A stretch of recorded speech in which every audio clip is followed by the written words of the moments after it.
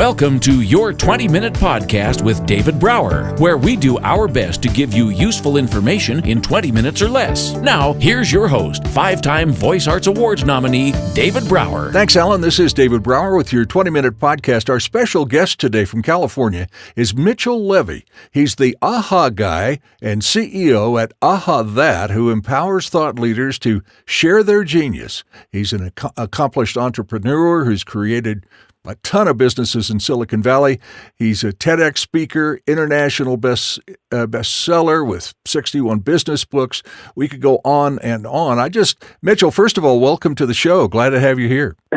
Good. Great to be here. Thanks for having me. I just watched your TEDx Hickory, and I was sold, man. I mean, as far as what you talked about, as far as creating trust, vulnerability, those kinds of things, could you give us a little pitch on what all that means to people? So when you say sold, because you don't really sell anything on a TEDx, so I embraced it. There you go. Thank you. Thank you. So here's the thing. I've been in Silicon Valley for 30 years. I left, and I've been entrepreneurial since 1997. I was working for Sun Microsystems at the time. I was managing the e-commerce components of Sun supply chain, and this .com thing was happening, and I had to jump on. So I've been entrepreneurial, and I've done stuff since then. And one of the things I've seen, and one of the things I do is I actually see trends. I see things that are happening in society, particularly how technology and society collide. Right. And what I had seen happening and where we are right now is it's a beautiful, every now and then I think back to what I was talking about and speaking on in the keynotes I was doing in the .com days and thinking, man, we're already here. But when I say here, we're halfway there. Gotcha. So here's what I was thinking about. The industrial age, where it's sort of the peak of the industrial age, think about 1920. Mm-hmm. That you could buy any car you want in any color you want as long as it was a Ford Model T and it was black. Right. So our society, who we are, our educational systems, the job structures, everything we have in place is a direct outcome of the industrial age. Humankind is in the largest transformation we ever had from the industrial age to the social age. And what I'm going to say to you is we're only halfway there. And just to follow that, if you think there's been a lot of transformation in the last 100 years, we will hit the other half in the next decade or two. So anything that you recognize as being normal today will not exist tomorrow. Well, and a perfect example of that is what didn't exist 20 years ago that is going through the roof today. I mean, the world has changed in so many ways, and obviously the social piece is just huge. But I was talking to a friend of mine yesterday. He said, it's what I had yesterday is going to change tomorrow. You got it. And so what I wanted to do, and that's what the TED Talk's about. So you can Google Mitchell Levy TED Talk, or the title of the talk is called Being Seen and Being Heard as a Thought Leader, which I also have an international best-selling book by the same title, Being Seen and Being Heard as a Thought Leader.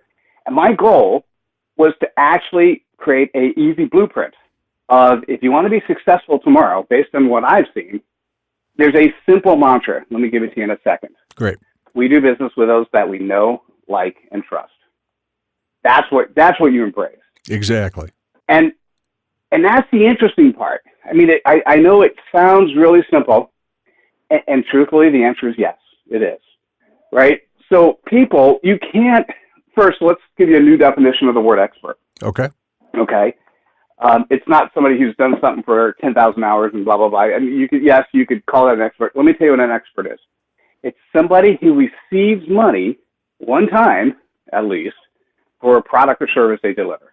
So if somebody pays you something, you're an expert. Now, if the value of what you delivered was so bad you can never get anyone else to pay you, you weren't a really good expert, and you may not actually be able to carry that title. Right. And what happens is if you did something for somebody and it worked out really well, and you got paid, even if you got paid $1, well, do a video testimonial and use that video testimonial to help get your next client. Absolutely. So here's the interesting part. If nobody knows you, you can't get paid. Because if you're completely unknown and you're not solving no matter how good the product or service you're selling is, if nobody knows you, you can't get paid. So you got to be known. And there were so many different techniques, and part of my company, and particularly some of my partners, we focus on the getting known part. But that's, for me personally, where I spend my energy is in the trust part. Now, here's what I can't help you with. So my services, there are many authors we published. As a book publisher, we've published over 800 books. I could point to a number of our authors that they could help you with the like part, right? But you got to help yourself with the like. It's really who you are. And in the TED Talk, I talk a little bit about how to get known, how to get liked, and specifically how to be trusted. Right.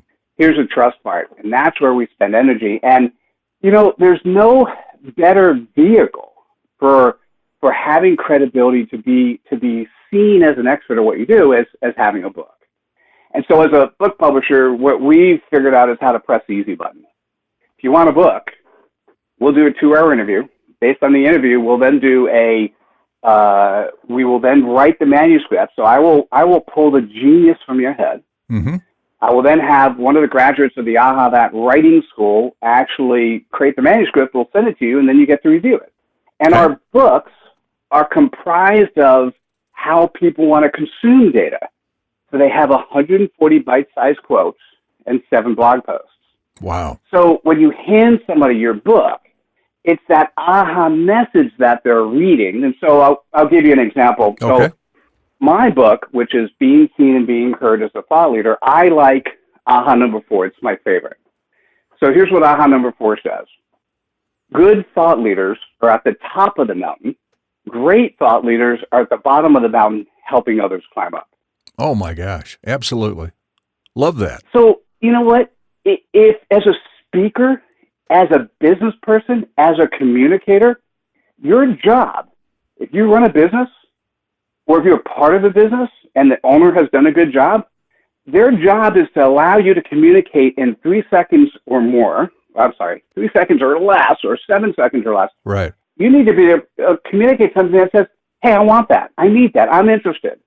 If you knew nothing more about Mitchell Levy, you go, oh, that's interesting. I want to be a great thought leader, or I at least want to be a recognized expert, but I want to be great. I don't want to just be good. Yeah. Right? And that's what it tells you. I'll share one more if you don't mind. Oh, I love these. There's a guy by the name of Bill Wallace. Bill runs a group in Dallas called Success North Dallas. He's been running it for 30 years. He's the most amazing servant leader I have ever met in my life. Wow. And what he wanted, by the way, he was sitting on a manuscript of 50,000 words for 5 years and just paralyzed and didn't know what to do with it. He and I sat down and we did the interview. We created the book, and within a really short period of time, we then made his book an Amazon best-selling book, and he now uses it as a tool to help bring people into the organization and also to allow the members to be able to communicate his messaging. So let me read to you aha number 3, which this is of the 150,000 aha messages I've curated in my life. This is my favorite. Okay. You can't unhear this once you hear it. All right. So here we go. Aha number 3 from Bill Wallace. The book is Being a Catalyst for Success. It says, living a good life is determined by the smiles that appear on the faces of others every time they see you, and they keep that smile after you've gone. Oh, my gosh. Love How cool that. is that? Love that. And what I'm intrigued by those aha moments is how you can use them in social media, how you can use them in public talks, how you can use them in conversations around the dinner table. I mean, there's tons of ways to use those things that are just brilliant, man. Just brilliant. Ding, ding, ding, ding, ding, ding. Yeah, exactly. So let's just use aha number 3, right? Okay. So let's say you're a parent and one of your kids is doing something really silly, right? Mm-hmm. Really silly in such a way where they're making people feel slightly uncomfortable. Right. Well, if everyone had read Bill's book, you could sort of make a mantra. Instead of doing anything bad, you could say, hey, did you follow aha number 3 and how you dealt with the Browns? Wow. Right? Because what we're doing, think about it this way. And this is what I help do when I interact with people. I want to bring their core essence. We all are smart. We all have done amazing things. And our job is to figure out, is the amazing things we can do, is there an audience who wants to pay for that, right? So, exactly. So if you have a business, your job is to communicate to those people who can be your clients. You want to communicate the messaging that they go, I resonate with this person. Right. Right? So it's really, what we're talking about is taking the finite instances of thought leadership, the brilliance that's in your brain, and just packaging it into a format where people recognize. So social media is one place. As a speaker, I imagine Bill could do an entire speech on AHA number 3. Absolutely. Absolutely. Right? As a matter of fact, what we did when we debuted his book at his event, there were 200 people in the room. We basically gave everyone in the room a copy of his book, and we said, hey, why don't you find the AHA message that resonates with you and ask us a question about it? Nice. And there was one woman who stood up, and she is a super well-renowned individual. She stood up, and it was a comment on vulnerability, and she started crying. Oh, my God. I mean, it was just crazy, right, that a vehicle can do that, but it's not really the vehicle of the book. That's all I'm doing. I'm harnessing your energy and putting it to a format that people recognize. Hardcover book, a PDF, a paperback. But what we're really doing is you're harnessing your superpower into a format that the world sees, and you go, oh, aha. Well, exactly. I see you. Exactly. And all of a sudden, they know, like, and trust you because, I mean, the trust, I love the way you identify trust, vulnerability, integrity, and authenticity. To be candid with you, that's the way I live my life. And so I'm all over that. And know, like, and trust is, if that's not an easy mantra to remember, I don't know what is.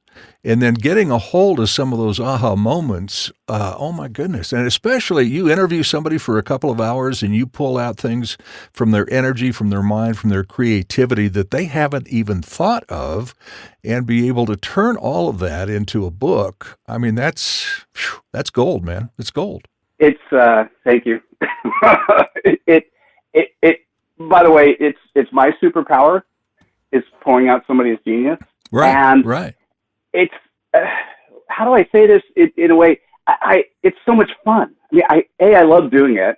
I love learning. I love growing. I like help. I mean, I just so love helping people be better at what they do. But let me go back to Bill for 1 second. Sure. So I'm halfway through the conversation with Bill in our interview. And what was fascinating is that I kind of said, Bill, you're the most glass half full human I've ever met in my life. And Bill's response was, no, Mitchell, no, I'm not. And so, there are times in the movies this happens all the time. Sure. But there are times in your life that all of a sudden time stops and a million things flashes through your head. Right. So I'm thinking to myself, wait, this guy is the most glass half full guy I've ever met. What could he possibly say next? And I went through every possible permutation, that could be. Sure. And here's what Bill comes back and says. He goes, Mitchell, I am glass overflowing. Oh. My job is just to share everything, all of me, with everyone I can. And it completely changed my paradigm. Wow. I'll have what he's having. Right? Exactly. Yeah. Well, what was fascinating about that is all of a sudden, instead of seeing two types of people in the world, at first I saw 3 and then I saw 4. Right? But instead of seeing 2 people in the world, I now saw 3. There's the half empty, half full, and overflowing. Right. And I recognized that I put my wife in the overflowing piece, and I go, oh my God, it just helped me see her in a completely different light. Right? And anyhow, it changed. And of course, as I was thinking about it, there's also the bottom ring. There's the glass never full of any liquid whatsoever, people.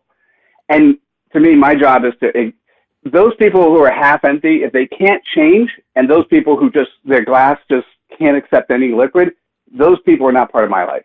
Well, and some people don't even have a glass. Exactly. Well, that's probably a good way to say it. Yeah. You know what I mean? And if they don't have a glass, you're not going to waste your time with them. Exactly. So anyhow, what's fascinating is we all have something in us. We all have some expertise, some genius, some ability that the world, now let me define the world. The world does not have to be, this is the part of the know, like, and trust. On the know part, the world does not have to be the entire population of the world. That's part 1 of our fascinating interview with Mitchell Levy. Be sure to come back for part 2. Listen to your 20-minute podcast with David Brower on the go. Downloads are available on YouTube, Twitter, Facebook, iTunes, iHeartRadio, Spotify, any podcast app, and on our website at davidbrowervo.com/your20minute podcast. Until next time, thank you for listening.